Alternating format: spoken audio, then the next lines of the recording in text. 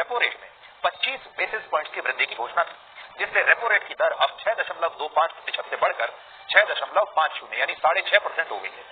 अब आप सोच रहे होंगे कि आखिर ये रेपो रेट होता क्या है। तो रेपो रेट का मतलब होता है रीपर्चेजिंग ऑप्शन रेट, यानी वो दर जिस पर आरबीआई द्वारा देश के बैंकों को लोन दिया जाता है।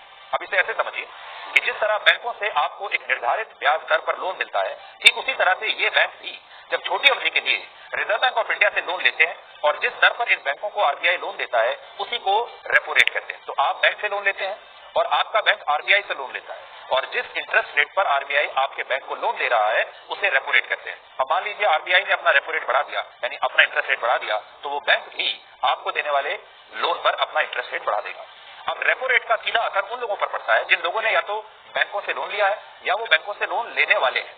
सरल शब्दों में कहें तो जब आरबीआई रेपो रेट बढ़ाकर बैंकों के लिए लोन महंगा कर देता है तो बैंक भी अपनी ब्याज दरें बढ़ाकर अपने ग्राहकों के लिए लोन और महंगा कर देते हैं। आरबीआई ने अगस्त 2018 से मई 2022 तक रेपो रेट में वृद्धि नहीं की, लेकिन इसके बाद से अब तक आरबीआई लगातार 6 बार रेपो रेट बढ़ा चुका है। मई 2022 में रेपो रेट की दर 4% से बढ़ाकर 4.4% की गई और अब ये 6.5% हो चुकी है, यानी इसमें 2.5 बेसिस प्रतिशत की वृद्धि हो चुकी है। तो 2022 से लेकर 2023 तक अगर आप देखेंगे तो रेपो रेट लगातार बढ़ रहा है। समझने वाली बात यह है कि रेपो रेट में वृद्धि के बाद अलग अलग बैंकों द्वारा अलग अलग रूप से ब्याज दरें बढ़ाई जाती है, जिससे लोन महंगा होगा। उदाहरण के लिए अगर किसी व्यक्ति ने 50 लाख रुपए का होम लोन लिया है तो पिछले 2 साल में उसके होम लोन की किस्त औसतन 7,000 रुपए तक बढ़ चुकी होगी। अब यह समझना जरूरी है कि ज्यादातर होम लोन फ्लोटिंग रेट पर दिए जाते हैं, यानी बैंकों से आपको जो होम लोन मिलता है उसकी कोई एक ब्याज दर फिक्स नहीं होती और जब जब रेपो रेट में बदलाव होता है तो वो होम लोन या पर्सनल लोन उसी हिसाब से महंगा होता चला जाता है।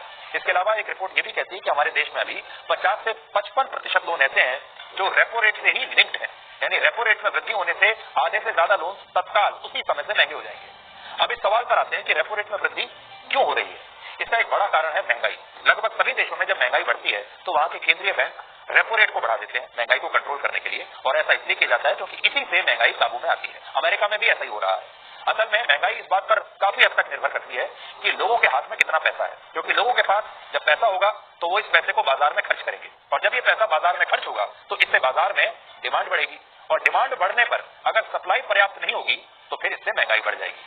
अब जब रेपो रेट बढ़ाया जाता है तो इसके पीछे सोच ही होती है कि इससे लोगों के हाथ में पैसा कम बचेगा, क्योंकि आपने लोन इतने महंगे कर दिए, ईएमआई इतनी महंगी कर दी, अब आप ईएमआई देते देते ही मर जाएंगे, आपके पास कुछ बचेगा नहीं खरीदारी करने के लिए, इसलिए हाथ में पैसा कम बचेगा। पैसा कम बचेगा तो आप खरीदेंगे क्या? कुछ नहीं खरीद पाएंगे। ना तो आप नया घर खरीदेंगे, ना स्कूटर खरीदेंगे, मोटरसाइकिल खरीदेंगे, ना कार खरीदेंगे, ना कोई दूसरी चीज खरीदेंगे। पैसे ही नहीं है तो कहां से खरीदेंगे?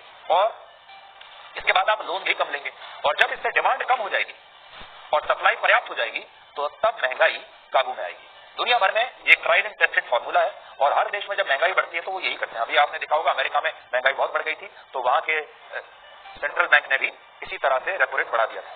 कहने का मतलब यह है कि लोन महंगे करके सरकार आपको ज्यादा खर्च करने से और